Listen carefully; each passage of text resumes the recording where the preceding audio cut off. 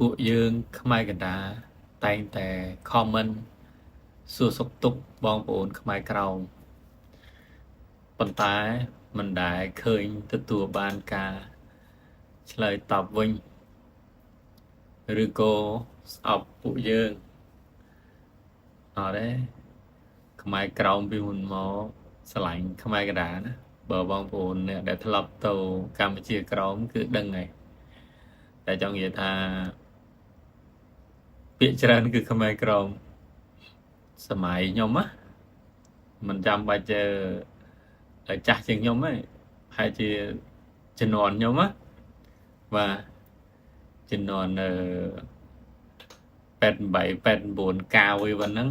ជំនាន់ខ្ញុំហើយគឺអត់សូវមានអ្នកចាស់សរខ្មែរទេមិត្តភ័ក្ដិខ្ញុំបច្ចុប្បន្ននេះដែលអាចឆាតទៅនិយាយគ្នាបានណាមិត្តភ័ក្ដិជិតស្និទ្ធមានតែម្នាក់គាត់ដែ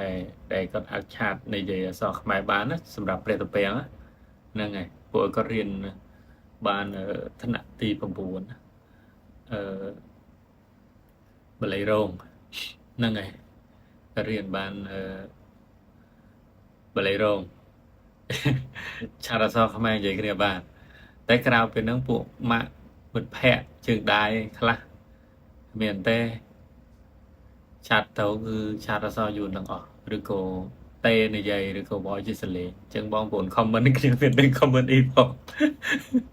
ហើយបើមិត្តភ័ក្ដិនៅឃ្លាំងមួយទៀតនៅខាងជ្រួយញ័រគាត់នៅសរសេរអក្សរខ្មែរនៅខុសច្រើននៅឡើយព្រោះគាត់សិក្សាខ្លួនឯងហ្នឹងតាមទូរស័ព្ទអីចឹងទៅបាទសំបីតែបងប្អូនបង្កើតខ្ញុំរាល់ថ្ងៃហ្នឹងណាបងប្រុសខ្ញុំក៏រៀនគ្រូកសលបាទទី10ទី11គ្រូកសលគ្រូសលទី1ទី2ទី3ហ្នឹងតែបងប្រុសខ្ញុំចេះអក្សរខ្មែរជ្រៅចេះ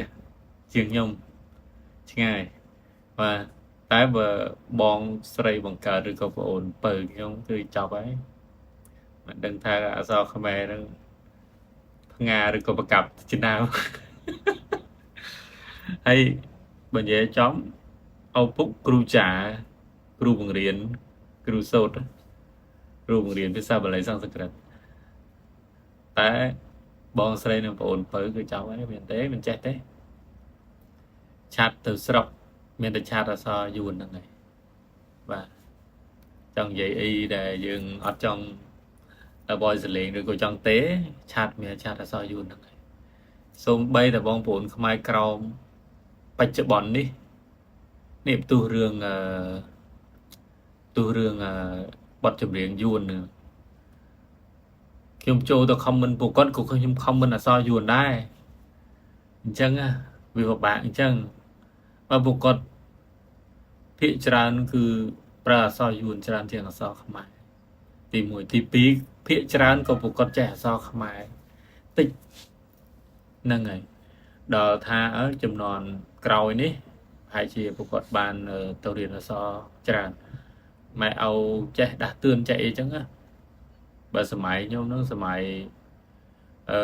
88 89កាវអីវិញហ្នឹងគ្មានទេក្មេងជំនាន់នោះគឺសួរថាទៅរៀនអក្សរខ្មែររៀនទៅធ្វើការងារអីវាគ្មានការងារធ្វើមែនអញ្ចឹងទៅម៉ែឪមួយចំនួនក៏មិនមែនថាមិនចង់ឲ្យកូនចេះទេប៉ុន្តែដូចថាចង់ឲ្យនៅផ្ទះជួយការងារជួយអីចឹងហ្នឹងហើយវាច្រើនគឺអញ្ចឹងតែបងប្រុសខ្ញុំបានរៀនច្រើននិយាយរួមទៅក្នុងគ្រួសារខ្ញុំវាខុសដោយឡែកថា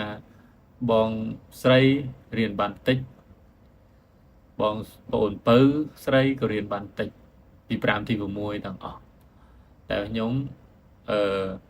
រៀនបានច្រើនតែអក្សរយួនទេខ្ញុំរៀនបានច្រើនតែរៀនច្រើនអក្សរយួនតែពេលបងប្រុសក៏រៀនបានច្រើនតែអក្សរខ្មែរតែបើអក្សរយួនគាត់ក៏មិនត្រូវជ្រះដែរមកមើលអាចថាអានបានសេបានខ្លះប៉ុណ្្នឹងអញ្ចឹងណាវាមួយយ៉ាងម្នាក់អញ្ចឹងណាបាទចឹងហើយបងប្អូនយើង comment ទៅ